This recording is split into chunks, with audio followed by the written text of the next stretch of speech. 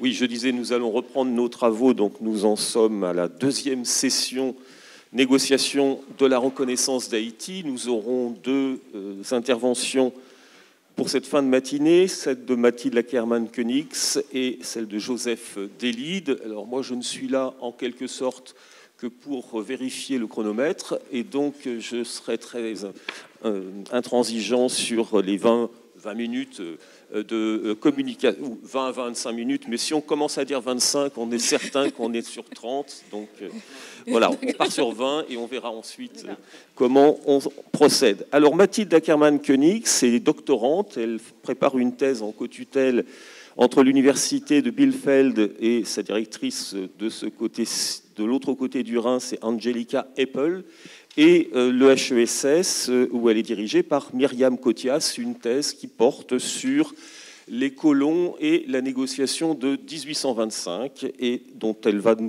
tirer une partie de ses premières conclusions, alors peut-être pas les premières d'ailleurs, sous le titre « Négocier la souveraineté, négocier la liberté, pratique comparative dans les écrits diplomatiques sur la reconnaissance de l'indépendance haïtienne 1814-1824 ». Donc vous avez la parole. Cher Monsieur Boudon, je vous remercie pour cette présentation. Je suis très heureuse d'être devant vous aujourd'hui pour partager mes premiers résultats de recherche. Donc, à l'occasion du bicentenaire de la mort de Toussaint Louverture en avril 2003, le président haïtien Jean-Bertrand Aristide réclamait à la France des réparations financières très précises. Il annonçait la somme de 21 685 135 571 $ et 48 cents comme étant le prix de l'indépendance payé par Haïti à la France. Un montant calculé au centime près, qui peut faire presque sourire par son exactitude, mais qui fait directement référence à la demande de 150 millions de francs or de Charles X.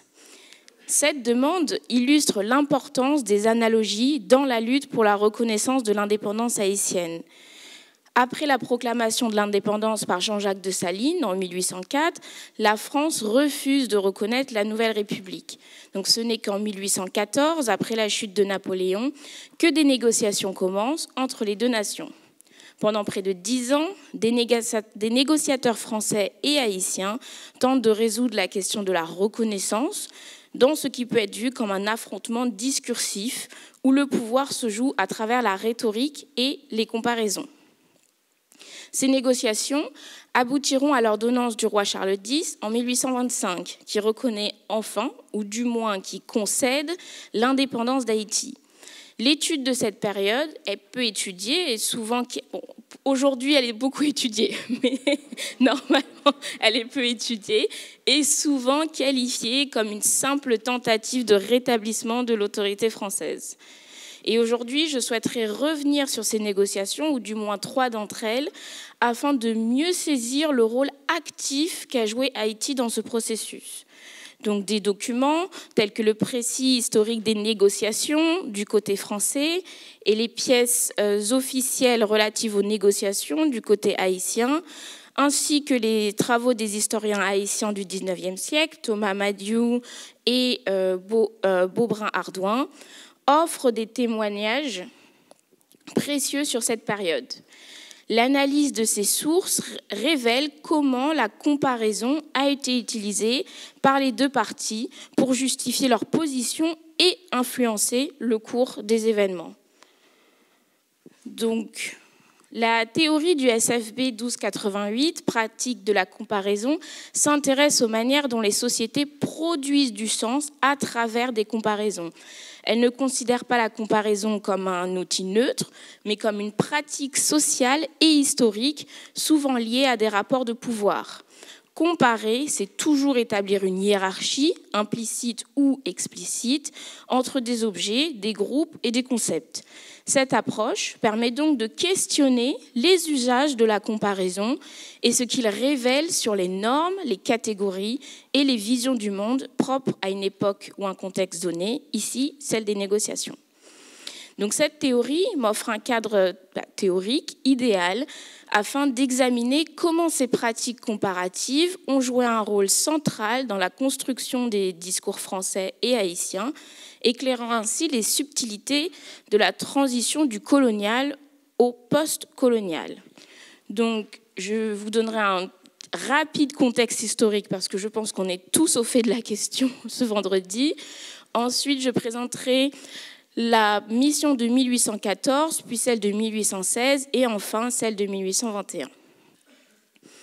Donc, en 1802, pour un petit contexte historique, Napoléon Bonaparte envoie une mission militaire à Saint-Domingue pour rétablir l'autorité française et réinstaurer l'esclavage. Donc cette armée est défaite en 1803 par les forces haïtiennes menées par Jean-Jacques Dessalines.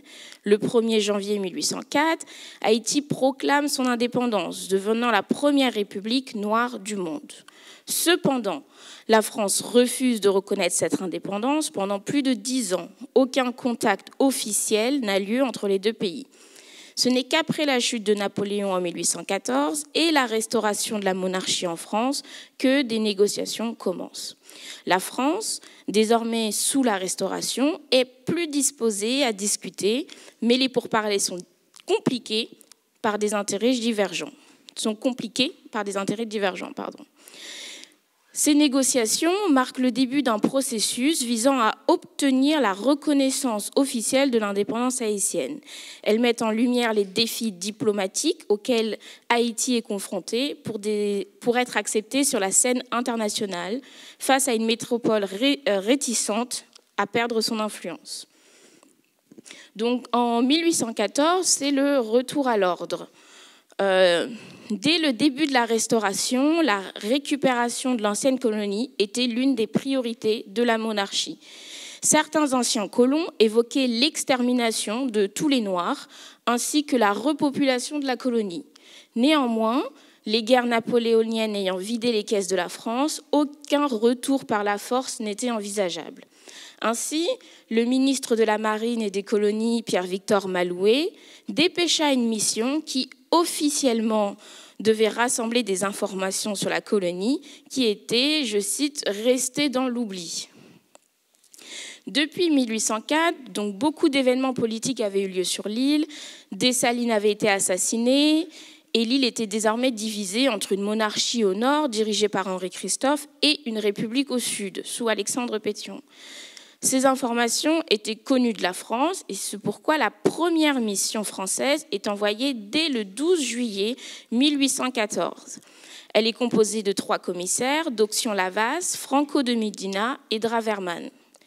Le ministre de la Marine et des Colonies, M. Malouet, les charge de contacter séparément Henri Christophe dans le nord et Alexandre Pétion dans le sud, avec l'objectif de proposer un retour à un ordre colonial amélioré. Donc, le ministre de la Marine donne des instructions par écrit à ses agents et il écrit « Les intentions paternelles de Sa Majesté étant de rétablir l'ordre et la paix dans toutes les parties de ces États par les moyens les plus doux, elle a résolu de ne pas déployer sa puissance pour faire rentrer les insurgés de Saint-Domingue dans le devoir, qu'après avoir épuisé toutes les mesures que lui inspire sa clémence. » Donc ici, la France se présente comme une puissance bienveillante et supérieure, comparant sa force militaire à la faiblesse des Haïtiens, malgré sa défaite de 1803, et tente de réaffirmer son autorité en utilisant un ton paternaliste. Il continue, « Sa Majesté... » Sa Majesté est disposée à faire des concessions et des avantages à tous ceux qui se rangeront promptement à l'obéissance qui lui est due et qui contribueront au rétablissement de la paix et de la prospérité de la colonie. Donc à plusieurs reprises, Malouet va également faire des comparaisons historiques, implicites. La situation actuelle en Haïti est décrite comme chaotique, opposée à l'ordre et à la prospérité supposée de l'époque coloniale. Cette comparaison vise à convaincre les leaders haïtiens que le retour sur l'autorité française est une nécessité. Plus loin dans les instructions, il ajoute Si les chefs sont, comme on l'assure, des gens instruits et éclairés, particulièrement Pétion et Borgella, ils verront bien que si la grande masse des Noirs n'est pas remise et tenue dans un état d'esclavage, ou du moins de soumission semblable à celui où elle était avant les troubles, il ne peut y avoir ni tranquillité, ni prospérité pour la colonie. Il rajoute: il est bien important de conserver aux Blancs une prééminence quelconque sur les gens de couleur du premier ordre, sauf à admettre absolument et sans restriction aucune Pétion et Borgella et quelques autres parmi les Blancs. Et il terminera sur: si Pétion tombe d'accord de placer l'homme de couleur jusqu'au mulâtre inclusivement un peu en dessous du blanc, il devient beaucoup plus facile de restreindre les privilèges de la caste au-dessous de celle-là. Donc ces extraits montrent comment Malouet utilise des comparaisons entre ce qu'il nomme être des classes raciales différentes pour semer la division entre les Haïtiens et pour remettre en place cet ordre colonial, cet ordre esclavagiste qui existait avant la Révolution. Donc il essaie de flatter Pétion et d'autres leaders dits mulâtres. Il cherche à établir une hiérarchie raciale favorable aux intérêts français. Donc les réactions haïtiennes à la mission de 1814 ont été particulièrement vives. Franco de Medina, qui avait été envoyé dans le nord de l'île, fut capturé par le roi Christophe, puis emprisonné jusqu'à sa mort quelques semaines plus tard. Les envoyés français ont ensuite été chassés du pays, ce qui a donné le ton pour les missions suivantes. La mission de 1816, on passe de la menace aux négociations, puisque celle de 1814 a fini par la mort de l'un d'entre eux. Les conditions avaient quelque peu changé. Pierre-Victor Malouet était décédé 2 ans auparavant et il avait été remplacé par le vicomte du Bouchage, qui décida d'envoyer une nouvelle négociation de manière officielle cette fois-ci. Et le discours français connaît un léger glissement. Le négociateur français Claude Florimond Esmangard n'évoquait plus les insurgés de Saint-Domingue, mais bien dans ces 2 lettres. J'ai fait une petite présentation. Voilà. Dans ces 2 lettres au gouvernement haïtien, il parlait des combattants qui ont courageusement battu l'ennemi commun, Napoléon Bonaparte. Mais c'est sur la réaction haïtienne que je souhaite me concentrer aujourd'hui. Henri Christophe, qui refusa de rencontrer les envoyés français de cette deuxième mission, utilise une toute autre stratégie, la transparence. Il publie des lettres qui lui ont été envoyées par les émissaires français et il annonce plein de confiance dans la justice de notre cause et dans la légitimité de nos droits, prenant Dieu et l'univers pour juge dans les prétentions des Français et n'ayant point de secret à garder envers notre peuple nos intérêts, étant les mêmes et liés d'une manière indissoluble, nous nous sommes fait une impérieuse loi de traiter publiquement et de la manière la plus solennelle les affaires qui ont rapport à la liberté et à la dépendance du peuple haïtien. Donc dans ce texte, Henri Christophe crée une comparaison qui va être implicite entre la transparence politique que lui émet en publiant ces lettres et les secrets des missions françaises envoyées en Haïti. La comparaison est ici utilisée afin de refléter la légitimité de la cause haïtienne, car une nation qui agit de manière ouverte est obligatoirement plus juste et plus légitime qu'une autre qui emploie la dissimulation et le secret. Il utilise également des arguments de la France qui cherchait à diviser Haïti afin de reprendre le contrôle, faisant de l'ancienne métropole l'agresseur face à une nation unie. Il ajoutera plus loin: au mépris de l'acte d'indépendance du 1er janvier 1804, où le peuple haïtien a déclaré à l'univers entier avoir renoncé à jamais à la France, en vouloir mourir plutôt que de se soumettre à sa domination. Au mépris de notre sudi manifeste, où nous avons exprimé les motifs qui nous ont portés à proclamer notre indépendance, et la résolution où nous étions de nous ensevelir sous les ruines de notre pays, plutôt que de souffrir qu'il fût porté atteinte à nos droits politiques. le cabinet français conçut et résolut le projet de faire rentrer le peuple haïtien dans l'esclavage, dont il était sorti après 25 ans de combats, de lutte et de sacrifices.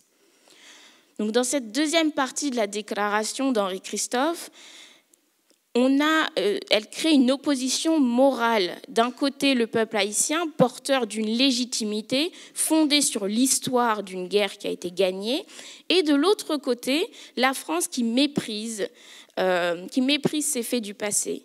Il accentue sa rhétorique avec l'expression de droit à l'autodétermination, donc qui est une analogie à l'article 1er de la Déclaration des droits de l'homme et des citoyens de 1789.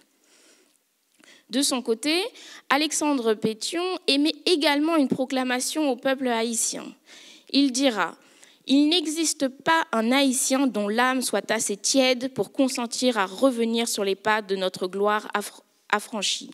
Nos devoirs sont tracés, nous les puisons dans la nature. Elle nous a créés égaux aux autres hommes. Nous les soutiendrons contre tous ceux qui oseraient concevoir la coupable pensée de nous subjuguer. » Le discours de Pétion donc, est une analogie directe à la philosophie des Lumières et plus particulièrement les idées de Jean-Jacques Rousseau. Alexandre Pétion ne se contente pas de revendiquer l'égalité du peuple haïtien, il l'élève au-dessus de ses oppresseurs par un jeu subtil de comparaison en s'appuyant sur des valeurs dites universelles pour exposer les contradictions des actions coloniales françaises. Il va même plus loin en déclarant « Quand l'Europe entière se réunit à la voie de la philanthropie pour anéantir jusqu'à la trace du trafic le plus déshonorant, nous voyons avec douleur les gouvernements qui se piquent entre les plus religieux, d'être les plus religieux, caresser des principes que la justice et l'humanité condamnent. » Donc, en évoquant cette voie de la philanthropie, Pétion met la France en face de ses contradictions. Alors que l'abolition de la traite esclavagiste a été actée il y a près de 2 ans, la France tente tout de même de réimplanter l'esclavage et l'ordre colonial sur l'île. Donc, durant la mission de 1816, c'est donc 2 stratégies rhétoriques très opposées qui ont été mises en place. Néanmoins, la rhétorique haïtienne d'Henri Christophe et de Pétion positionne Haïti comme un État souverain, doté d'une légitimité supérieure à celle de la France, qui se prétend être le pays des droits de l'homme avec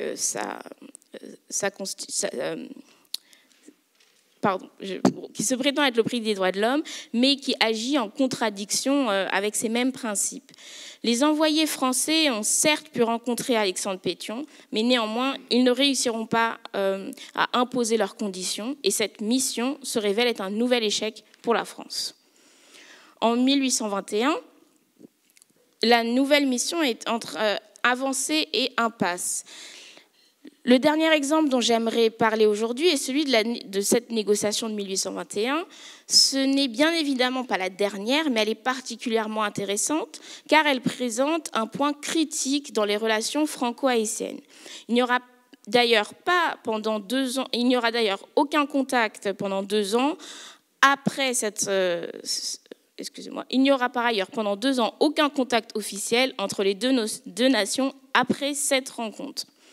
Donc en 1821, 5 ans après la dernière négociation, le gouvernement français réfléchit à une manière d'organiser ses relations avec ce qu'ils appelleront pour la première fois l'ancienne colonie. Une commission est chargée de la question haïtienne en janvier de la même année, dont les membres sont entre autres le baron de Portal, devenu ministre de la Marine et des Colonies, et le ministre des Finances, Joseph de Villèle. La commission écrira « Il fallait rejeter tout projet d'expédition militaire dans les vues de faire la conquête de l'ancienne colonie de la France, parce qu'il faudrait exterminer toute sa population, résolue à défendre sa liberté et son sol, ce qui serait cruel et sans objet, puisqu'ayant aboli la traite des Noirs, la France ne pouvait repeupler. » Donc l'extrait cité montre que la commission a une prise de conscience relative de la détermination et de la résilience des Haïtiens. l'évocation de la cruauté de l'idée d'extermination, qui était pourtant explicite dans les instructions du baron Malouet en 1814, indique une évolution dans l'influence qu'ont la morale et l'éthique dans les décisions politiques, bien qu'elles soient très limitées et entourées de considérations pragmatiques. Les propos de la Commission reflètent donc les tensions et les contradictions dues à l'abolition de l'esclavage, à l'abolition de la traite, et le passage à des formes de domination qui seront donc plus subtiles. Pour cette partie du gouvernement, la perle des Antilles appartient désormais au passé. Néanmoins, la France se sent humiliée face à Haïti et la nécessité de trouver un compromis sous la forme d'un protectorat politique et militaire devient pressant. Avec l'idée de replacer Haïti dans la zone d'influence politique et commerciale de la France, une nouvelle mission se rend à Haïti. En Haïti, la situation avait changé. Alexandre Pétion était décédé en 1818 et Henri Christophe en 1820. L'île avait été réunifiée par le successeur de Pétion, Jean-Pierre Boyer. La complaisance et le mépris français n'ayant abouti à aucune forme de résolution de la situation, l'envoyé, Aubert du Petit-Thouars, changea de stratégie. Il commence sa lettre par « À son Excellence », le général Boyer, président de la République d'Haïti. Puis il écrit « Le Conseil de Sa Majesté avait pensé que ce qu'il y aurait de plus avantageux pour la France, et peut-être aussi pour le pays que gouverne votre Excellence, serait que vous vouliez reconnaître la souveraineté de la France. » Donc on observe ici un virage vers une rhétorique diplomatique avec du respect, marqué par l'utilisation de titres honorifiques, mais également des expressions de politesse, et ce qui contraste avec le ton coercitif utilisé jusqu'à présent. Cette transformation reflète la volonté de la France de se positionner en tant qu'un acteur bienveillant et conciliant à l'écoute des besoins de cette ancienne colonie, ce qui leur permet de masquer leur volonté coloniale de récupérer une influence sur l'île. La lettre d'Aubert du Petit-Thouars continue. Sa Majesté s'est décidée à consacrer l'indépendance de la République d'Haïti. En prenant une telle résolution, Sa Majesté s'attend à voir reconnaître sa simple suzeraineté ou à la France un droit de protection. Ce droit ne peut être qu'avantageux pour la République, il est utile à son indépendance. D'un autre côté, il assure à la France la libre jouissance du commerce avec Haïti. Donc c'est sous le couvert d'une indépendance qui va être consacrée que la France utilise la réciprocité conditionnelle pour donner une apparence d'égalité des nations, mais surtout afin de maintenir sa domination sur l'île. Le nouveau président répond par lettre interposée. Vous avez dû, monsieur le préfet, pendant votre séjour au Port-au-Prince en 1816, bien vous convaincre que le gouvernement de la République ne faisait qu'interpréter l'inébranlable volonté du peuple, en demandant que la reconnaissance de l'indépendance d'Haïti de la part de Sa Majesté fût pure et simple, car la prospérité du pays et l'honneur national ne permettent pas qu'il soit porté la moindre atteinte à cette indépendance, soit en admettant la suzeraineté directe, ou indirecte, soit en se plaçant sous la protection d'aucune puissance quelconque.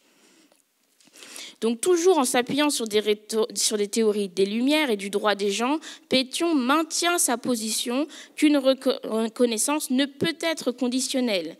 Il insiste sur l'expérience de son interlocuteur afin de montrer, Boyer, afin de montrer que lui-même n'est qu'un interprète de la volonté naturelle et inébranlable du peuple haïtien. Ensuite, il va faire des comparaisons avec d'autres nations indépendantes, mais je vais essayer d'aller plus vite et passer à ma dernière Voilà. Donc, il parle de l'émancipation des Américains et de la part qu'a joué la France dans cette émancipation, et il écrit « Frappé de cet exemple, les Haïtiens se demandent souvent pourquoi cette dernière puissance, donc la France, hésite à renoncer à de vains droits pour recueillir des avantages plus honorables. La différence de l'épiderme serait-elle le motif de cette hésitation ? Il me semble que la nation française est trop éclairée pour se laisser encore diriger par ce ridicule préjugé. Donc par ces mots, Boyer établit une comparaison implicite entre la situation d'Haïti et celle des États-Unis lors de leur indépendance, faisant de la lutte donc le point de comparaison. Il ajoute ensuite une référence historique servant à rappeler la fierté nationale que porte la France dans ce mouvement d'indépendance, celle des États-Unis. Pour conclure, donc avec l'exemple des négociations, ce que j'ai voulu montrer, c'est que ces deux nations, la France et Haïti, ont utilisé la rhétorique et des comparaisons dans leur discours pour renforcer leur position. Donc, alors que la France utilise la comparaison avec l'ordre passé, l'ordre colonial et esclavagiste, pour montrer qu'Haïti ne peut pas s'en sortir seule et qu'elle a besoin de sa protection, les différents gouvernements haïtiens ont habilement retourné ces mêmes outils contre la France, plaçant le point de comparaison non pas sur la situation locale, mais l'ancrant dans les idéaux fondamentaux de la France. Henri Christophe, Alexandre Pétion et Jean-Pierre Boyer ont utilisé le langage de la diplomatie pour s'élever et se positionner en tant que nation juste et souveraine. Donc l'utilisation de la pratique de la comparaison a donc joué un rôle central dans ces négociations. Elle a servi d'outil pour contester les structures de pouvoir coloniales et pour établir une nouvelle dynamique post-coloniale. L'analyse des pratiques comparatives dans les négociations franco-haïtiennes révèle ainsi comment le pouvoir discursif peut être mobilisé pour contester la domination et redéfinir les relations entre les nations. Merci beaucoup.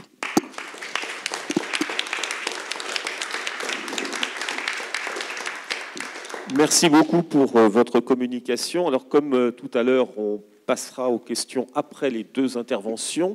Donc, je vais demander à Joseph Delide de se rapprocher. Voilà, il est arrivé. Donc, Joseph Delide est enseignant à l'Université de Guyane. Il est docteur en histoire, après avoir soutenu une thèse sous la direction de Myriam Kotias à l'EHESS sur les intellectuels haïtiens dans la première moitié du XIXe siècle. Je résume le titre de la thèse. Et aujourd'hui, il nous parle des négociations infructueuses pour la reconnaissance de l'indépendance d'Haïti, donc de 1818 à 1825. Donc même traitement que pour Mathilde Ackermann-Koenigs, 20 minutes, enfin tout petit peu plus. Bonjour à tous et à toutes. En fait, c'est très difficile de prendre la parole après plusieurs experts qui ont prononcé sur cette question. Je vais pouvoir faire des coupures, mais je vais peut-être dire quelque chose de différent. Au 1er janvier 1807, l'État haïtien, fraîchement né, expérimente sa première grande crise de succession et de division du pouvoir politique, mobilisant les élites militaires et civiles. D'une part, Henri Christophe dans le nord et d'autre part, Alexandre Pétion dans l'ouest. Or, dans ce contexte d'affrontements violents et de guerre civile, la France, ancienne métropole vaincue, n'abdique pas et entend poursuivre le conflit par d'autres moyens, la diplomatie et l'intimidation en particulier. L'usage du chantage devient une stratégie clé pour tenter de maintenir une influence sur Haïti et ses dirigeants. À travers un réseau bien tissé parmi les élites, l'ancienne puissance cherche à s'informer de la situation du pays et à bien se positionner dans les discussions. Comment l'ancienne métropole entend-elle utiliser les rivalités locales, le chantage et son réseau bien tissé dans les élites pour s'informer de la situation du pays et bien se positionner dans les discussions? En 1808 et 1820, Haïti bénéficie d'une stabilité socio-économique relative, marquée par une prospérité encourageante et des perspectives prometteuses. Le pays profite des rivalités inter-impériales européennes et des tensions entre l'Angleterre et les États-Unis. Notamment, Haïti va développer des relations étroites commerciales avec les colonies britanniques, notamment la Jamaïque. Des commerçants américains également développent un marché lucratif avec Haïti, servant d'intermédiaire pour acheminer certains produits vers la Jamaïque. Durant cette période, un réseau de commerçants étrangers s'épanouit en Haïti, profitant de cette dynamique économique favorable. Certains, comme Archibald Cahen, Olivier Carrer, Jacob Lewis, demandent leur naturalisation et revendiquent même les droits que les nationaux, justifiant leur requête par leur ancienneté et leur contribution active à l'édification de l'État haïtien. Des commerçants haïtiens comme Jean-François Lespinasse, Jeune Pitre, bénéficient de largesse du pouvoir qui leur accorde le privilège de commercer à titre privé au nom de l'État haïtien. Ces commerçants sont considérés comme agents consulaires, négociants, conseillers présidentiels, jouant un rôle déterminant dans l'orientation de la politique étrangère et la quête de reconnaissance internationale. Le premier succès du camp français, on va dire, date à partir de 1814. Un agent français arrive à Port-au-Prince, il est envoyé sous couvert d'anonymat par le ministre de la Marine, le duc d'Écré. Il a transité par les États-Unis où il a maladroitement adopté une identité américaine avant de débarquer dans la capitale haïtienne. Rapidement, il est reconnu, il accepte de révéler son identité. Il s'agit d'Elio. Il est alors sous-inspecteur au ministère de la Marine et des Colonies. Il a occupé auparavant des fonctions importantes à Saint-Domingue. Ancien propriétaire à Saint-Domingue, commis de l'administration coloniale sous les ordres de l'intendant, le comte Barbé de Marbois. Lio sait qu'il ne pourra pas longtemps garder son anonymat. Alors, il est hébergé chez son ami Garbage, qui est secrétaire particulier du président haïtien, et il bénéficie plusieurs audiences privées auprès du président haïtien Alexandre Pétion, qui lui exprime la volonté de son gouvernement de maintenir l'indépendance du territoire tout en restant ouvert aux négociations et aux concessions possibles. Lio retourne en France, confiant dans les intentions du président haïtien et dans les perspectives d'avenir pour les négociations entre les deux pays. La nouvelle de la présence de l'envoyé français et de ses rencontres avec Pétion parvient rapidement dans la région du Nord. Henri Ier, qui avait déjà des suspicions sur l'attitude des dirigeants de l'Ouest, profite de l'occasion pour publier plusieurs notes critiques dénonçant le comportement irresponsable et dangereux des dirigeants haïtiens de cette région, c'est-à-dire de la région de l'Ouest. Henri Ier accuse Pétion de compromission avec la France, ce qui, selon lui, met en péril la préservation de l'indépendance. Baron Malouet, ministre de la Marine et des Colonies en France, est un ancien colon et ordonnateur au Cap français. Il représente le camp des colons dans le régime des Bourbons et expédie en Haïti 3 agents afin d'évaluer la situation réelle du pays, tant sur le plan de la défense que sur la disposition des autorités à traiter avec la France. Ces agents sont Jean-François d'Auxion-Lavas, Draverman, Agostino Franco de Medina, tous porteurs de lettres de créance et d'instruction.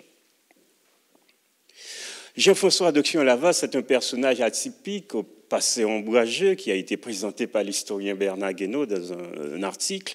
Il est à la fois journaliste, naturaliste et officier. Il est aussi présenté par l'historien haïtien du XIXe siècle, Beauboin-Ardouin, comme un mulâtre.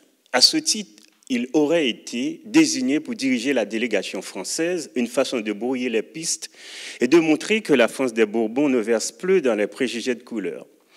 Draverman est un négociant bordelais qui a épousé la fille de Bernard Borgela, un grand planteur à Saint-Domingue, avocat au Conseil supérieur de Port-au-Prince, ancien maire de cette ville, président de l'Assemblée centrale de Saint-Domingue et le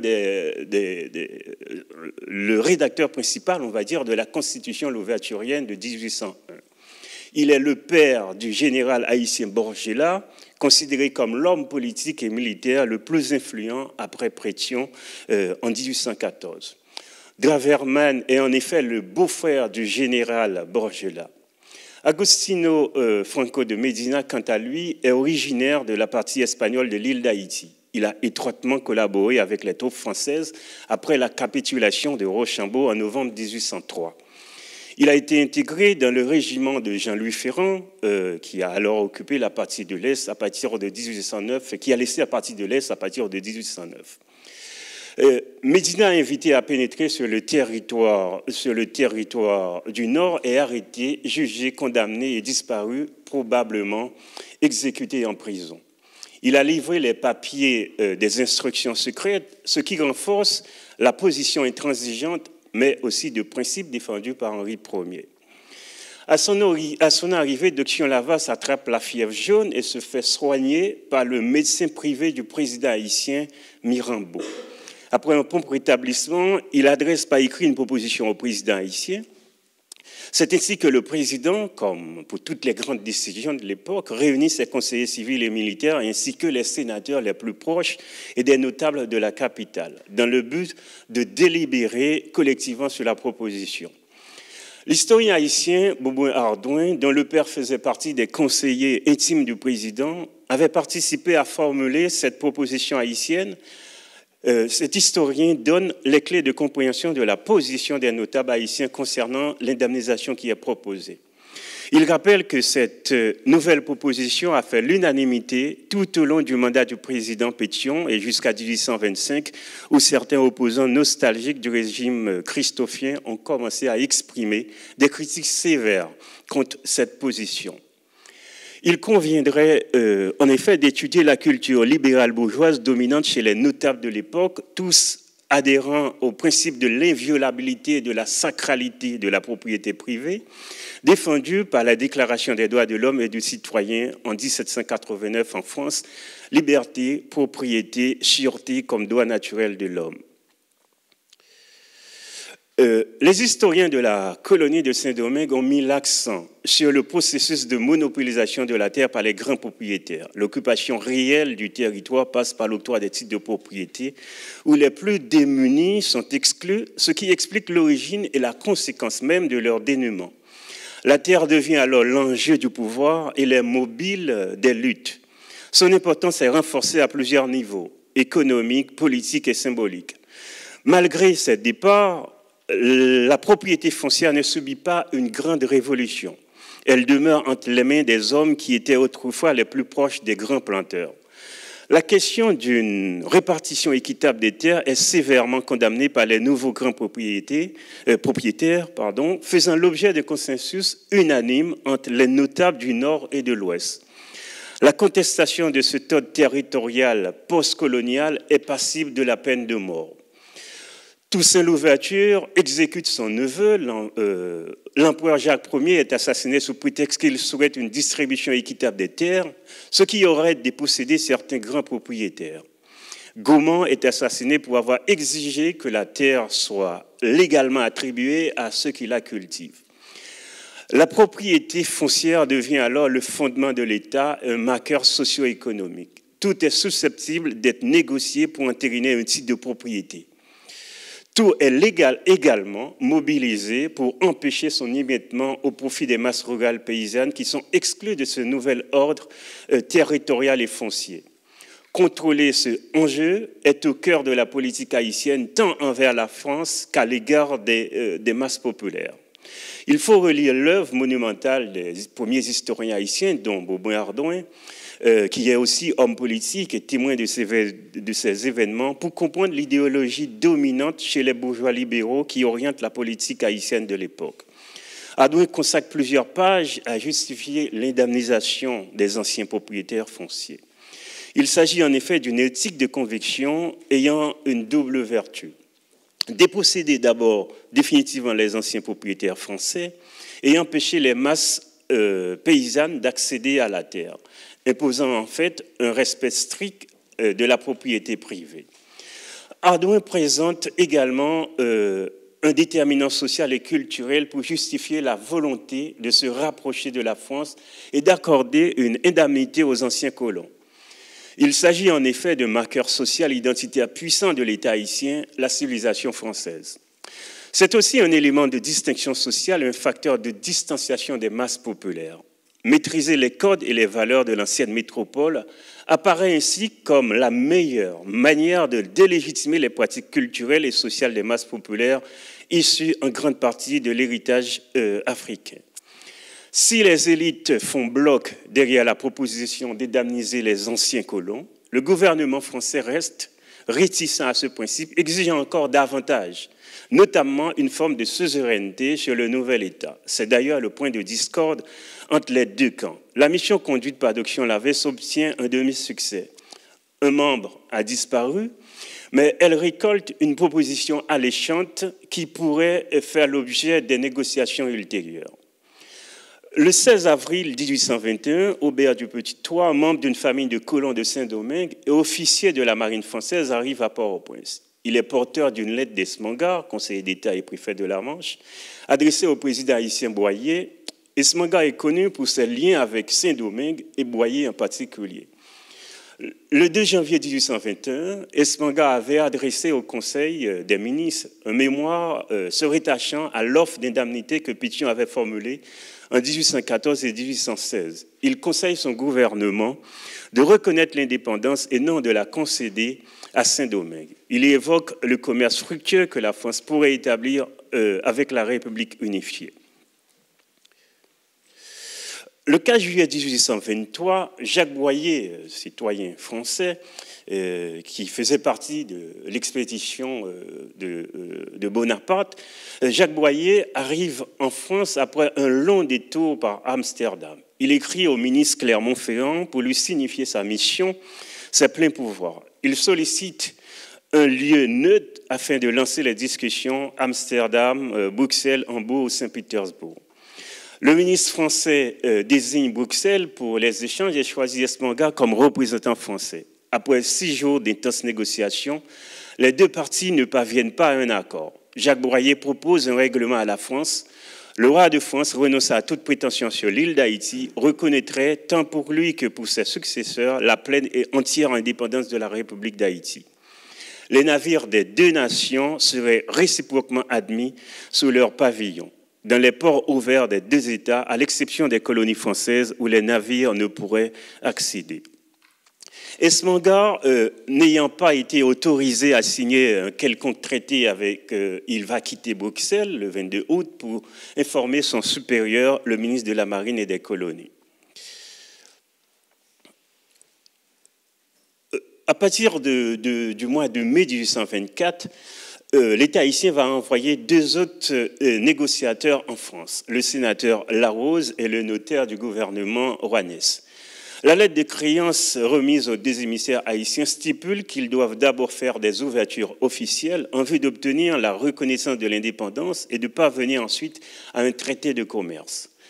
Les 2 premiers articles de la proposition haïtienne abordent la question politique et financière à résoudre entre Haïti et la France. La somme ne fut pas indiquée dans les instructions, mais l'historien haïtien Beaubrun-Ardouin mentionne que le gouvernement haïtien a décidé de proposer 80 millions de francs avec la possibilité de monter jusqu'à 100 millions de francs. Les discussions sont lentes et indirectes. D'abord, Esmengar n'est pas mandaté pour prendre une décision sur les propositions haïtiennes.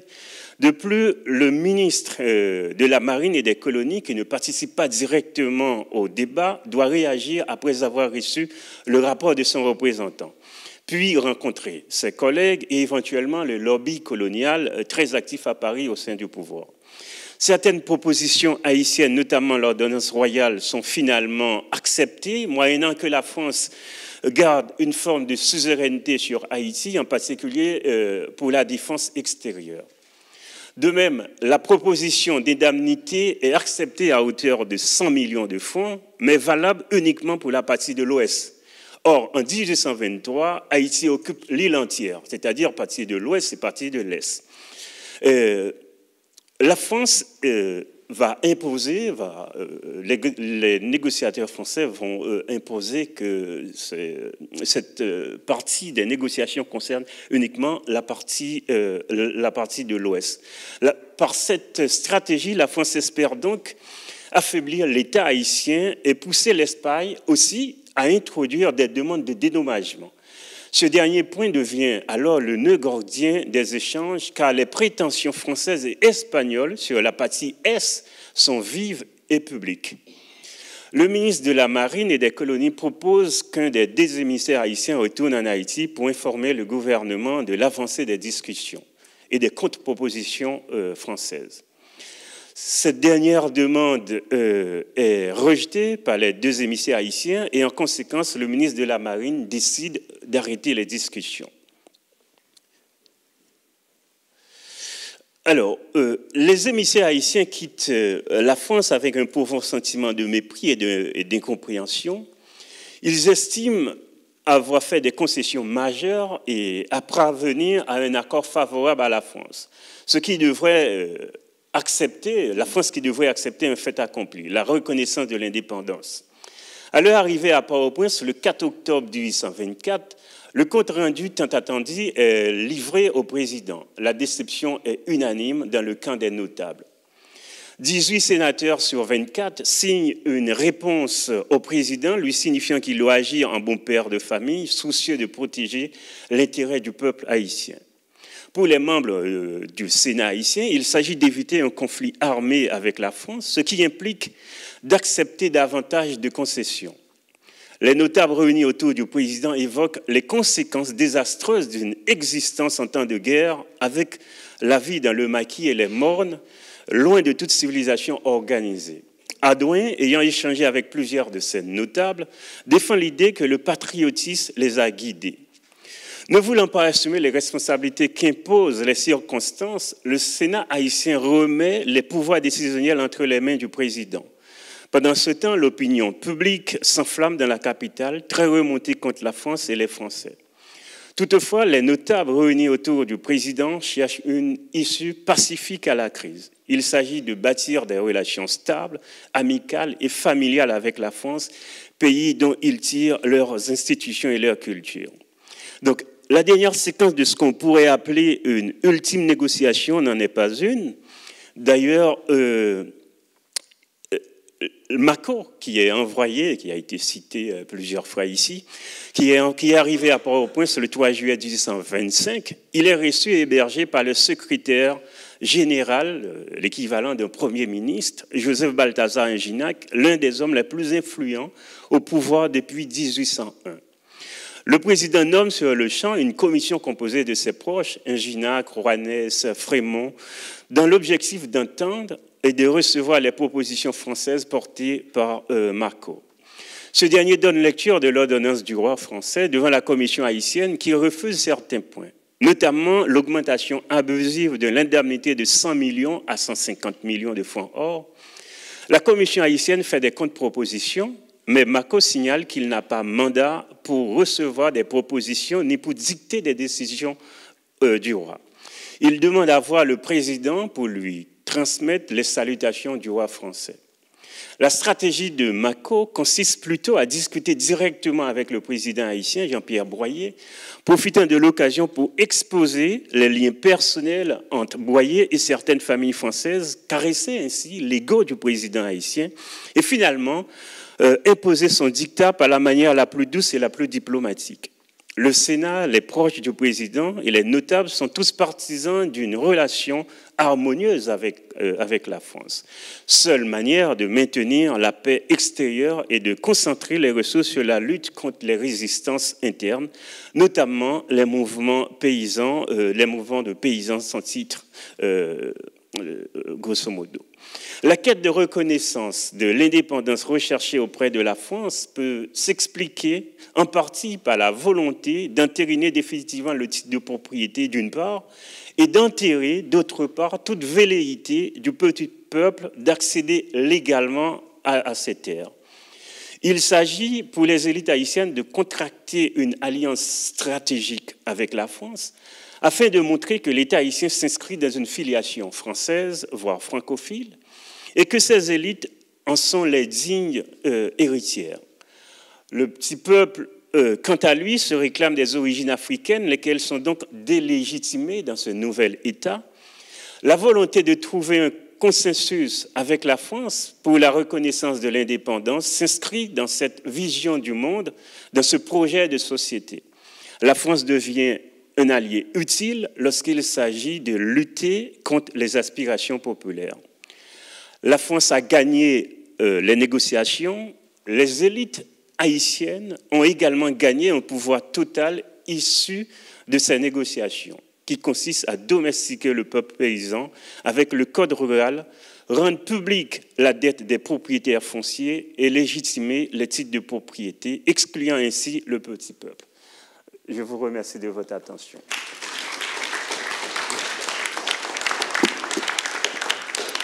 Merci beaucoup pour une communication tout à fait riche. Alors, vous avez été avec Mathilde Ackermann-Koenigs très ponctuelle. Donc, nous avons, je pense, le temps pour le débat. Je me tourne vers Frédéric jusqu'à 12h30, c'est ça à peu près? Alors, qui veut intervenir?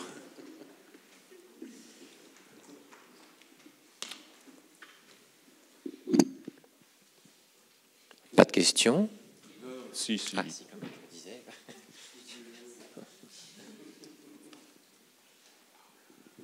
Alors, avant de poser une question, c'est une interrogation sur le rôle de Beaubrun-Ardouin, finalement, dans l'édification d'un récit concourant à l'indépendance.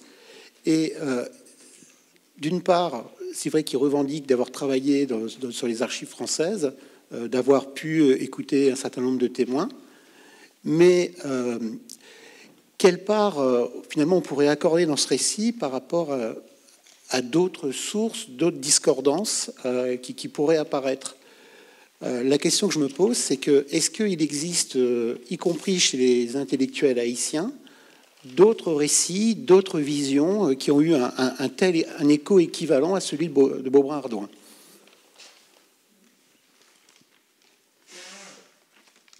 Je réponds directement ou on prend les autres questions?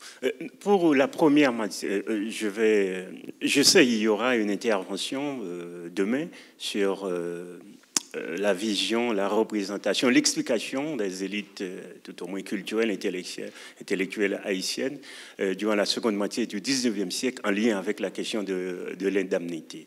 Mais en ce qui concerne la première moitié du 19e siècle, les témoignages, d'abord, sont les deux premiers historiens, Beaubrun-Ardouin et Thomas Madiot.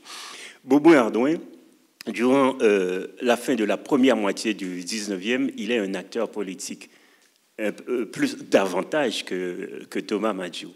Donc, il utilise effectivement abondamment les archives françaises, mais il rencontre également des acteurs, il discute avec les acteurs et les acteurs qu'il connaît. Donc, le récit de Beaubrun-Ardouin, c'est un récit d'un acteur, en quelque sorte, d'un acteur politique, et qu'il faudra contextualiser et nuancer. C'est ce que j'essaie de faire, en quelque sorte.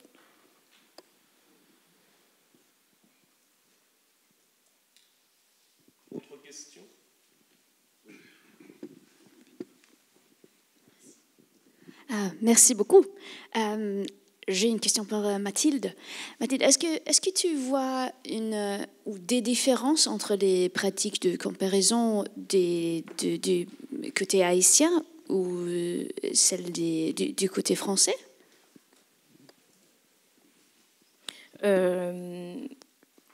Oui, alors pas dans les outils utilisés, mais je vois je pense que les différences sont surtout dans les intérêts poursuivis.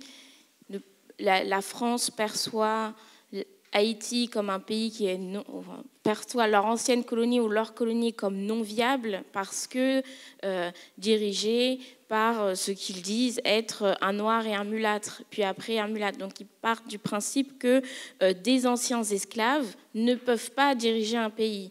Et c'est dans cette dynamique-là qu'ils vont faire sans cesse des comparaisons avec le temps où eux, Français, Blancs, dirigeaient la colonie.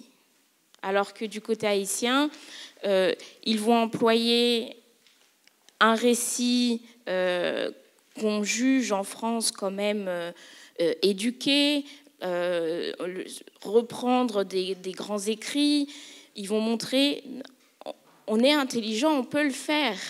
Et ils vont à plusieurs reprises, même Henri Christophe va écrire dans une lettre au tsar Alexandre II, je crois, le tsar de Russie, que s'il n'était pas noir, il n'aurait pas ces réactions françaises. C'est que la couleur de leur peau qui fait que la réaction française est complètement...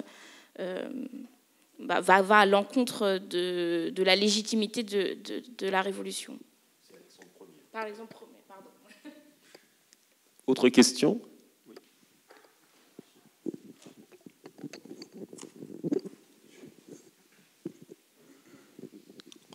Le rôle des négociants qui se sont établis en Haïti a été mentionné, mais je crois qu'il faut se concentrer beaucoup plus aux débats qui ont eu lieu dans les milieux des villes commerciales, parce qu'on risque de perdre un marché important. Donc le commerce du café se concentre ou se redirige vers les États-Unis. Je crois que la Philadelphie devient la plateforme la plus importante pour la distribution des cafés. Donc, eux aussi ont un poids important, mais pas seulement ceux qui se sont établis en Haïti, mais aussi les négociants qui vivent encore en France. Donc, il y a certainement des débats que je n'ai pas analysés en détail, mais je crois que ça devrait être une source très importante pour avoir une idée du contexte des débats qui ont eu lieu en France. Ce ne sont pas seulement les diplomates qui se mêlent les débats, mais aussi d'autres groupes sociaux sur place qui ont un intérêt visible pour sortir de la transition et pour trouver une relation mieux définie pour pouvoir continuer leur relation de commerce avec Haïti. Effectivement, dès les années 1820, il y a des articles qui sont publiés dans la Gazette de Boston, de Philadelphie, par des commerçants américains qui exigent, qui demandent au gouvernement américain de reconnaître l'indépendance d'Haïti. Donc, cette affaire de commerçants qu'on retrouve dans la Caraïbe, qu'on retrouve un peu partout en Amérique du Nord également, qui développent des relations commerciales fructueuses avec Haïti. Ils sont les premiers, si vous voulez, ambassadeurs de l'État haïtien et qui exigent, qui demandent, qui luttent en quelque sorte pour la reconnaissance de l'indépendance d'Haïti. Ils sont nombreux aussi à la Jamaïque. Ils sont français, ils sont anglais, donc ils ont les différentes nationalités et certains sont établis en Haïti dès avant la proclamation de l'indépendance d'Haïti en 1804. Donc, et qui exigent leur naturalisation ou la reconnaissance de leurs droits civils et politiques pour leur contribution à l'émergence de l'État haïtien. Effectivement, c'est une entrée extrêmement importante pour comprendre l'évolution de l'État haïtien durant la première moitié du 19e siècle, sinon durant tout le 19e siècle, c'est-à-dire la présence, l'importance de ces agents commerciaux, français, anglais ou américains d'ailleurs. Donc, si vous voulez, pour rebondir sur la question de couleur, très souvent, il a été présenté que le régime établi dans l'Ouest, c'est un régime de mulattes. Le régime établi dans la partie du Nord, le royaume d'Henri Ier, c'est un régime de noirs. Il me semble que quand on regarde les acteurs un peu plus proches, la situation est plus compliquée, puisque les théoriciens, les idéologues auprès de Henri Ier, ils sont des mulâtres, généralement. Et ils écrivent pour défendre en quelque sorte le royaume du Nord, qui était autrefois au service de l'empereur Jacques Ier. Donc, il me semble qu'il y a un conflit entre deux franges de l'élite politique, civile, administrative haïtienne à partir de cette période qu'il est très difficile de réduire à une question de couleur. Mais la question des couleurs a été instrumentalisée par ces politiciens dans des objectifs bien précis et politiques. Donc, c'était en lien avec la question sur la couleur. Oui, alors, j'avais une observation et une question. L'observation, c'est sur le but de l'expédition Leclerc. Donc le but de l'expédition de Leclerc, c'est de rétablir l'autorité de la France, mais c'est pas de rétablir l'esclavage. On a retrouvé récemment, c'est dans l'ouvrage de Soupi Body et Pierre Boulle, un document du Conseil d'État qui date du 25 avril 1802, dans lequel le projet de Bonaparte, qu'il appliquera d'ailleurs en Guyane pendant 1 mois et demi, c'est de mettre en place le servage. Voilà. dans les colonies où l'esclavage a été aboli. Alors je sais que dans toute la littérature, on voit très souvent ce raccourci des expéditions de Leclerc et de Richemont pour la Guadeloupe ayant pour but de rétablir l'esclavage, mais en réalité, le rétablissement de l'esclavage se fait a posteriori, c'est-à-dire, enfin, d'ailleurs, il ne se fait même pas à Saint-Domingue. Donc voilà, c'était juste pour apporter cette nuance. Alors, si j'ai bien compris, alors comment il s'appelle? C'est un peu voilà. Jean-François Dauvion Lavesse, il fait partie de la mission de 1814, c'est ça? 1814. Donc, pour les deux missions, 1814, 1800, la mission un peu clandestine. Enfin, voilà, si j'ai bien suivi les deux interventions de ce matin, qui étaient excellentes. Oui, donc les deux premières missions, 1814, 1816, font appel à des hommes de couleur. C'est vraiment, voilà, c'est vraiment très intéressant. Alors, ma question. Après cette précision, Borgella, lui, il est blanc, hein, il me semble. Hein. Enfin, non, il n'est pas blanc.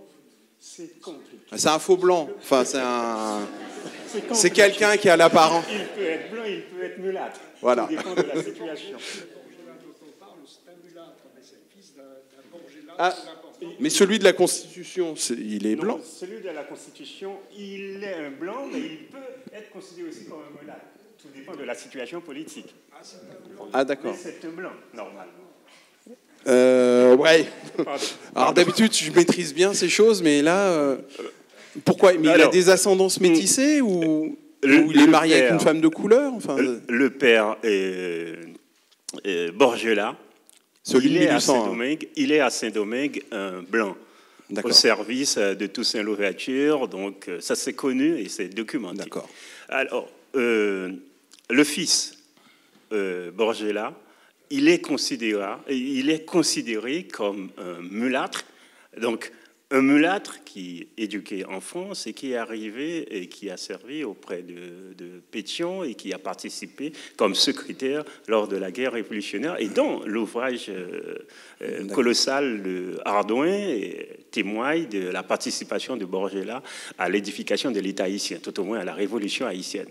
Donc, il est considéré comme un mulâtre, il est vu comme un mulâtre, mais la situation est plus compliquée puisqu'il est aussi présenté comme un blanc par le camp, si vous voulez. Et la mère est... Je ne connais pas les origines de sa mère. D'accord. Alors, maintenant, ma question, c'est... donc, vous avez tout à fait raison de dire que... Bon, c'est vrai qu'on réduit souvent... Voilà, royaume noir, république mulâtre, mais dans les entourages des deux, il y a un mélange de tout.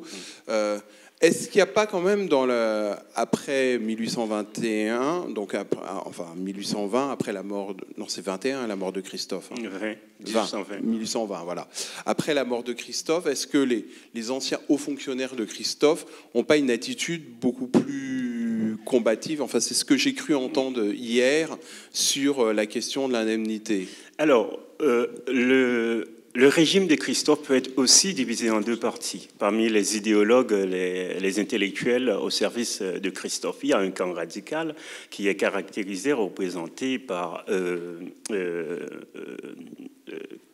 j'ai oublié son nom, qui est très connu. Alors, le baron de Vathey, merci. Donc, c'est le clan, on va dire, plutôt radical. Mais de l'autre côté, il y a un clan, on va dire, conciliant, qui est représenté par Juste Chanlatte. Juste Chanlatte, qui a son frère auprès de Pétion, François Chanlatte, qui est en quelque sorte le traducteur également, qui dirige le journal pour Pétion. À la mort de Christophe, le baron de Vathey est exécuté par les troupes de l'Ouest, mais il y a une partie de ces intellectuels qui vont émigrer à Port-au-Prince, dont avec Chanlatte, ils vont continuer à produire, à défendre l'État haïtien et la République de l'Ouest. Donc, en particulier, Juste Chanlatte, que vous connaissez, il me semble. Donc, la situation est un peu plus compliquée.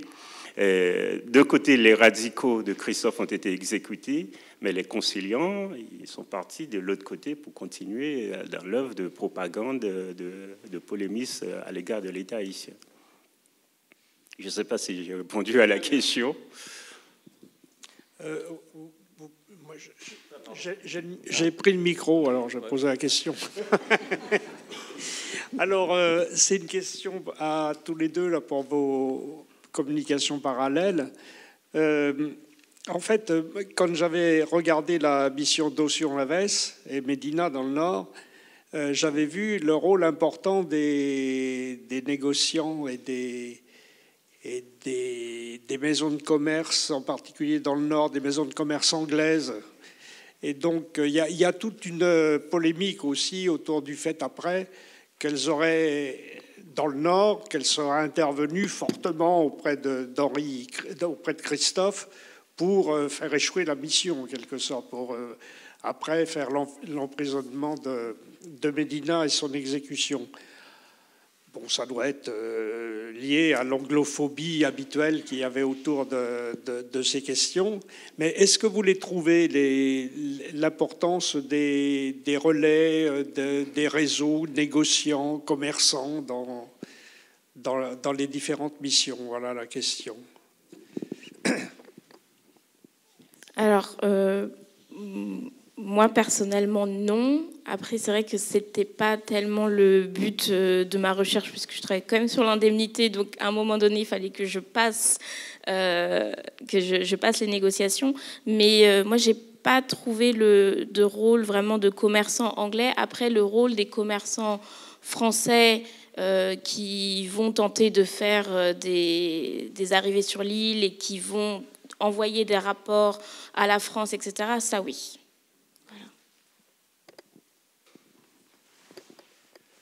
J'ai mentionné Draverman, qui est commerçant originaire de Bordeaux, il était très âgé et n'a pas pu faire le voyage lors de cette mission et retourner à Bordeaux. Mais finalement, pour préparer, pour bien discuter et maintenir des relations, des contacts avec les commerçants haïtiens établis à Port-au-Prince. Et Draverman va revenir après, à titre personnel, comme agent commercial, pour maintenir une relation commerciale entre Haïti et Bordeaux et ses maisons de commerce en particulier. Il y a un lien étroit. Donc, on retrouve aussi, très souvent, ça a été présenté dans une vision très manichéenne. Il y a d'un côté Christophe qui est contre la France et de l'autre côté Pétion qui est pro-française.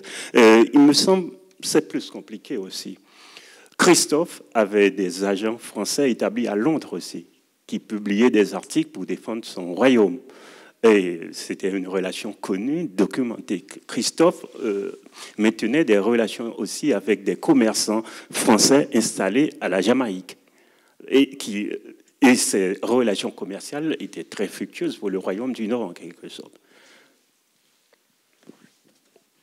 Il y avait une question. Le micro est... Oui, on suit le micro. OK, d'accord. Bonjour, Joseph. Bonjour. J'ai bien apprécié votre caractérisation des vœux économiques et sociaux des élites haïtiennes dans la négociation pour l'indemnité. Mais tout ça me laisse un peu perplexe devant votre caractérisation de la diplomatie française étant celle de exploitation, chantage et tout, parce que finalement, en fait, on pourrait se dire que l'élite haïtienne s'est laissée volontiers ouverte à ce chantage par les Français, parce qu'en fait, finalement, ils ont accordé les otages, on pourrait se dire.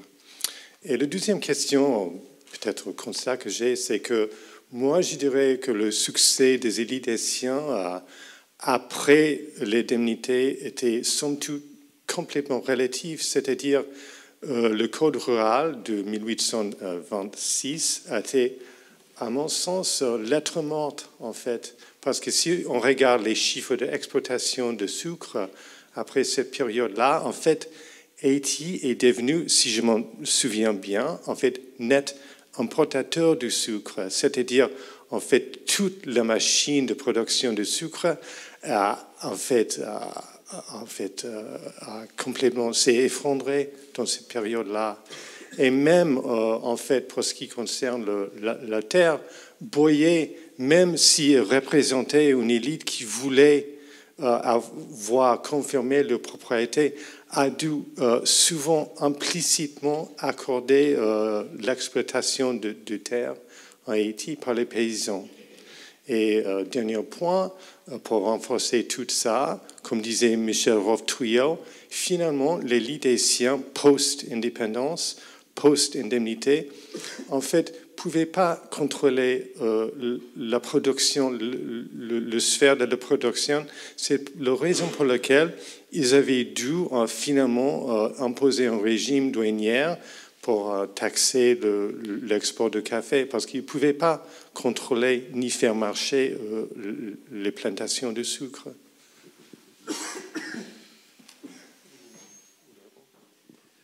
Effectivement, depuis, si vous voulez, la parenthèse ouverturienne, la production du sucre s'est effondrée à Saint-Domingue. Donc, il y a le café qui a supplanté le sucre. Et durant toute cette période, première moitié du 19e siècle, je parle sous l'autorité des spécialistes de la question qui sont dans la salle, donc ça va être le commerce du café. Et café, cacao, mais aussi, très important, c'est le commerce du bois d'acajou également. Donc, le code rural n'avait pas pour vocation de maintenir ces paysans dans les plantations de sucre, puisque l'économie sucrière s'était déjà envolée. Et c'était extrêmement difficile de revenir à l'économie sucrière qui demande beaucoup de main-d'œuvre, donc un capital également important.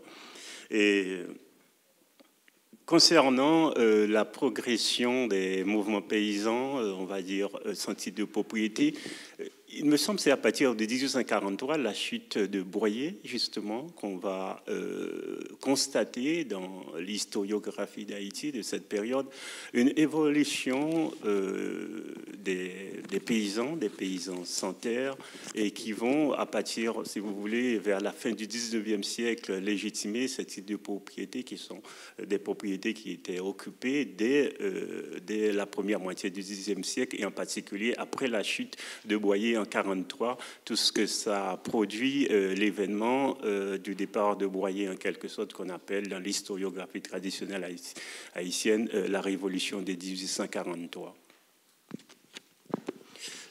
Sur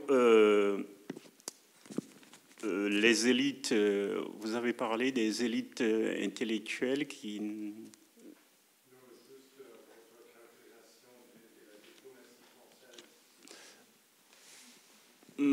Il me semble qu'il y a une manière d'interpréter, d'expliquer, d'analyser les différentes négociations menées par les négociants haïtiens, par l'État haïtien, dans la mesure où il faudra rechercher un allié.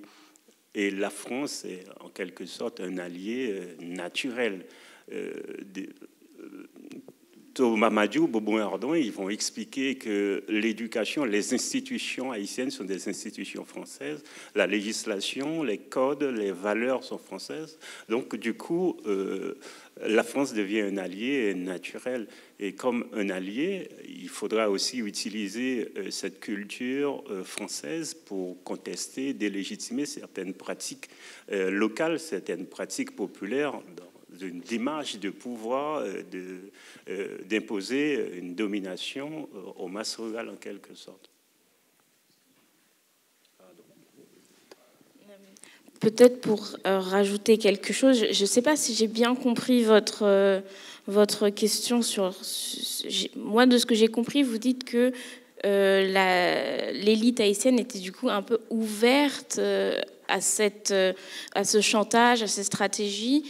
Et moi, au contraire, j'ai l'impression ils essayent de vraiment mettre un mur clair, ou du moins sur l'indépendance, elle est non négociable. Et tant que l'indépendance est non négociable, tout le reste, c'est vrai, on peut en parler, du commerce et d'autres facteurs. Mais de ce que j'ai lu et de ce que je pense avoir montré aujourd'hui, on a cette constante chez Christophe et ensuite chez Pétion et chez Boyer au début. Vous ne pourrez pas nous reprendre notre indépendance, et toutes les stratégies dans les négociations, Haïti, au moins jusqu'en 1823, a la main sur les Français, puisqu'ils ne sont pas partis en Europe. C'est les Français qui viennent les chercher en Haïti pour rediscuter de la question. Ils n'ont pas de... Et c'est que à partir du moment où la France dit bon, nous acceptons une certaine indépendance, que Haïti va être prête à rentrer dans ces stratégies, dans ces schemes français pour rediscuter l'indépendance. Donc je ne suis pas tout à fait sûre qu'on puisse dire ça aussi simplement. Voilà. Ah non,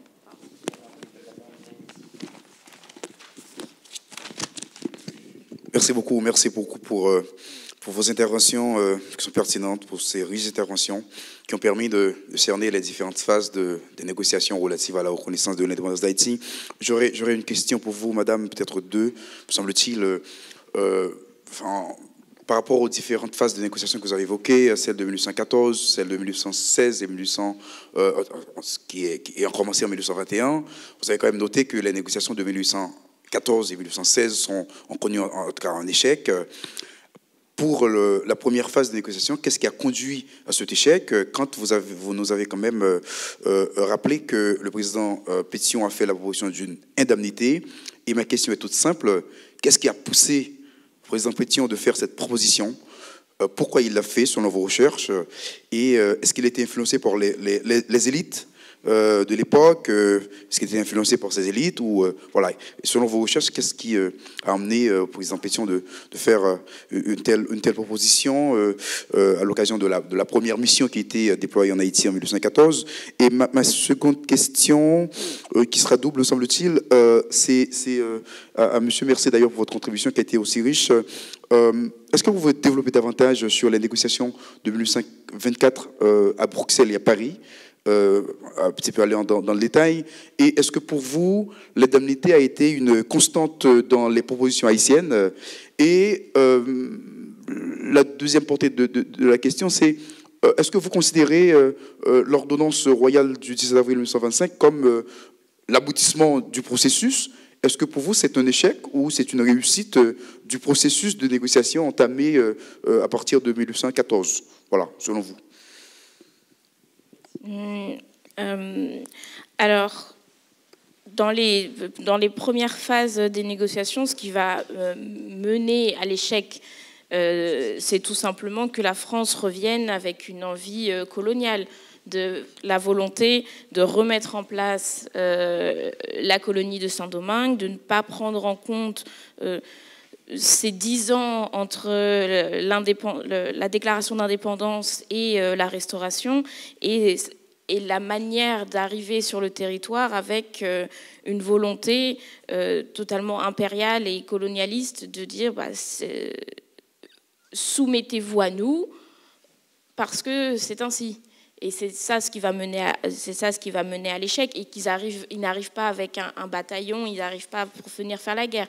Ils viennent vraiment pour discuter. Donc si on discute mais pas sur les bonnes bases, on repart tout de suite. Et c'est ce qui s'est passé à 2 reprises. Concernant la proposition d'indemnité de Pétion, alors ça c'est quand même quelque chose qui est quand même intéressant, parce que officiellement, en tout cas de ce que je sais moi, officiellement, on n'a pas d'écrit de Pétion disant je propose une indemnité pour la reconnaissance de l'indépendance. Ce qu'on a, c'est dans un rapport de Doction Lavaz qui écrit au roi que Pétion aurait dit dans un tournant de phrase si c'est ainsi, nous pouvons racheter Haïti comme la Louisiane a été vendue aux États-Unis. Et personne ne va vraiment revenir sur cette proposition, ce qui n'est pas vraiment une. Apparemment, de ce qui est écrit d'Auction Laval, c'est une tournure de phrase. Et c'est qu'en 1821 que vraiment on va revenir sur l'indemnité en disant oui, mais vous aviez proposé de payer, et que l'indemnité va devenir une constante, en fait, c'est même pas devenir une constante, ça veut dire sine qua non aux négociations, à l'indépendance, à la reconnaissance. Voilà. Si je peux... Voilà. Les deux autres questions. Alors, pour comprendre le cadre des négociations dès 1824, il faudra peut-être partir des négociations d'avant, c'est-à-dire avec Jacques Boyer. Jacques Boyer, c'est un militaire français qui a accompagné l'expédition de Leclerc en 1802. Jacques Boyer, d'ailleurs, donc, qui s'est sympathisé avec beaucoup de mulattes et de noirs libres. Jacques Boyer, il va négocier le départ, justement, des troupes françaises après la capitulation de Rochambeau. Donc, il connaît le milieu haïtien, les élites politiques et militaires de Port-au-Prince en particulier, puisque Jacques Boyer, il était implanté dans la partie de l'Ouest. Donc, Jacques Boyer, il revient de la Russie, et une fois arrivé à Port-au-Prince, il va être chargé en quelque sorte par le président haïtien, dont il a sauvé sa vie vers 1796-98. Donc il sera en quelque sorte mandaté pour négocier avec Esmangar en France. Et il a publié avant à Amsterdam un ouvrage sur l'État haïtien, sur le fait que la France devrait reconnaître l'indépendance de l'État haïtien.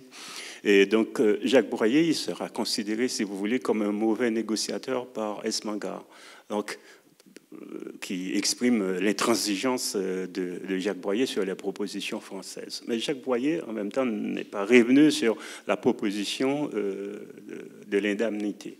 Donc, il a fait des propositions sur des droits de commerce que Haïti devrait accorder à la France.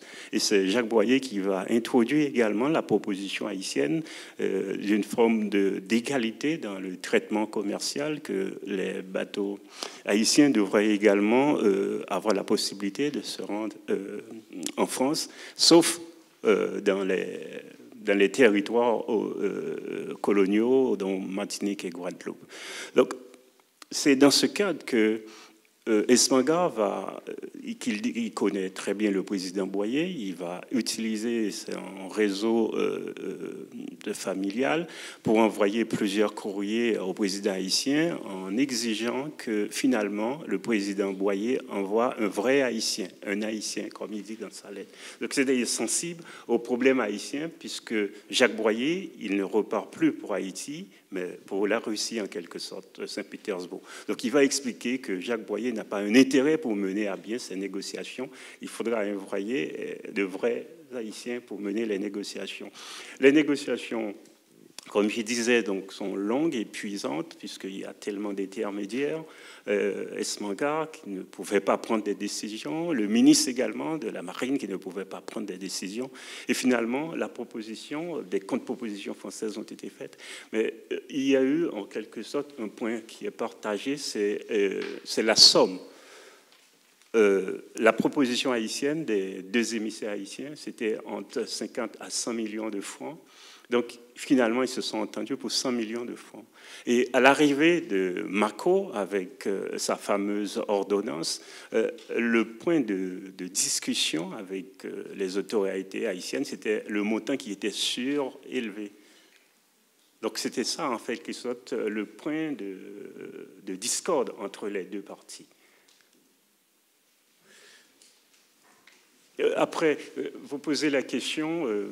Est-ce que ça a été...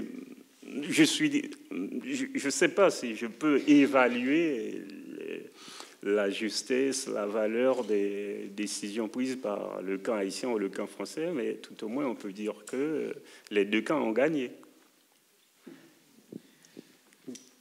Oui. Dans leur objectif, en fait. Justement, c'est sur cette question ce que vous dites est impressionnant. Les deux camps ont gagné.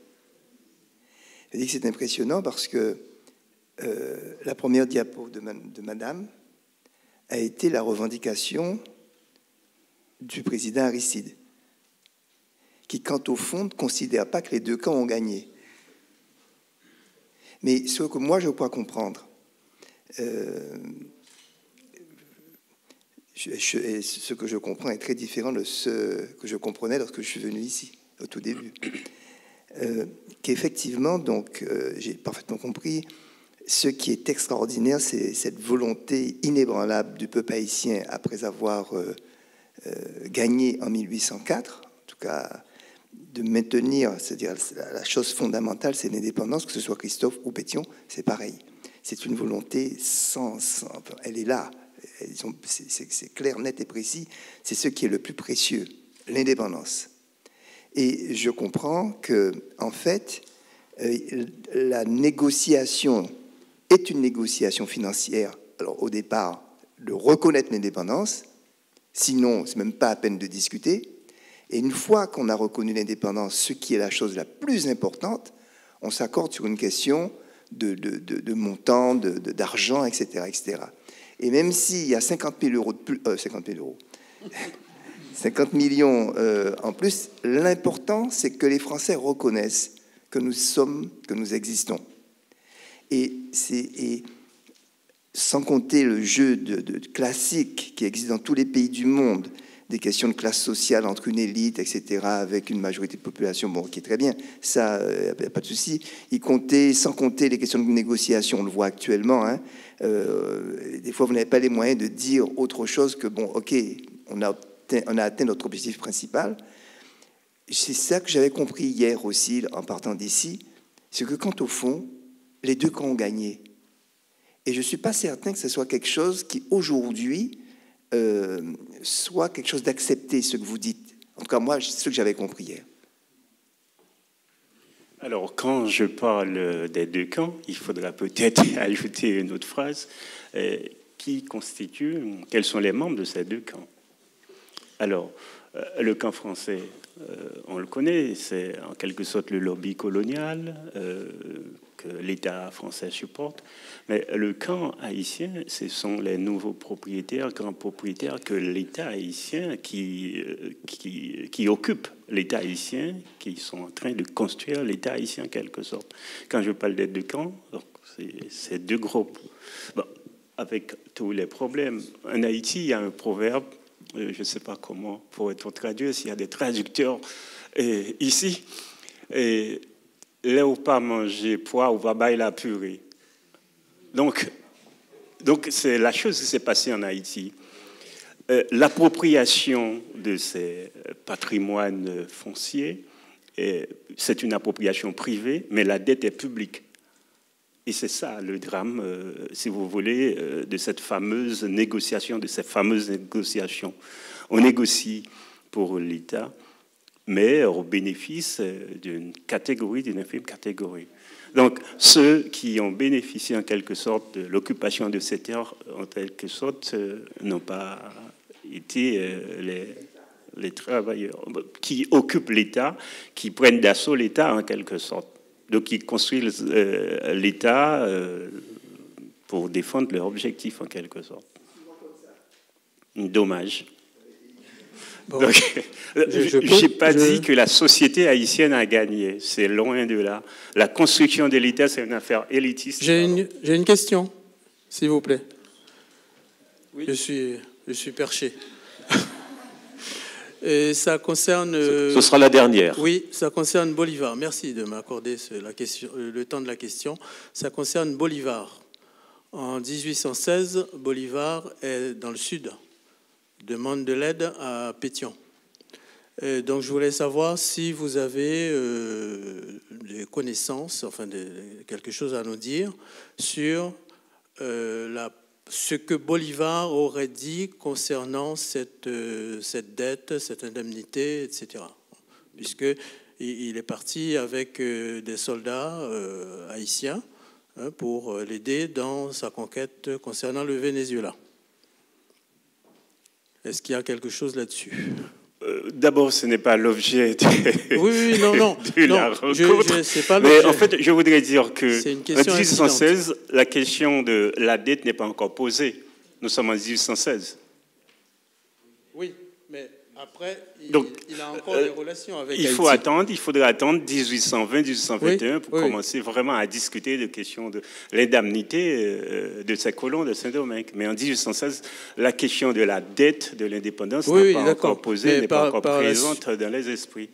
Par la suite, on n'en sait rien. À ma connaissance, non, aucune réaction de Simon Bolivar concernant cette dette. En plus, je ne suis pas spécialiste de cette tranche. Donc, je ne peux pas me prononcer sur quelque chose que je ne maîtrise pas. Merci. Pardon ?